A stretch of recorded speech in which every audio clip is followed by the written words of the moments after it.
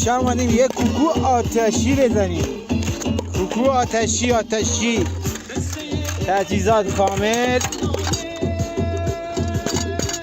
سیب زمینیش آتشی بوده، قشنگ آتشی.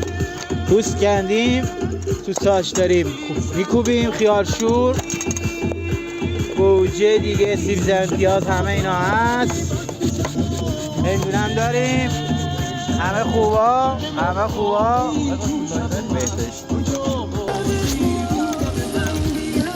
ولی جواد این زحمتش خیلیه. آبیشر رو بیار. بس شد. زرچوب هم داریم، زرچوب هم میریزیم.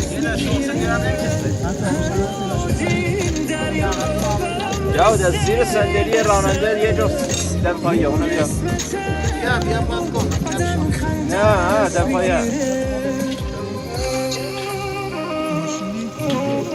راننده هر کی غذا رو بخوره میگه بده بزنین غذا رو. الان بچه‌ها رضا صبر کن پیاز. همه خوبا. این زحمتی که کشیدیم، چنین چیز ساختیم امشب، دستای آقا محمدرضا بود. دیگه دستمون گرفت ولی خیلی خوشگل و خوشمزه شده. نگاه کنید. نه خورد میبینم خوشمزه شده یا نه.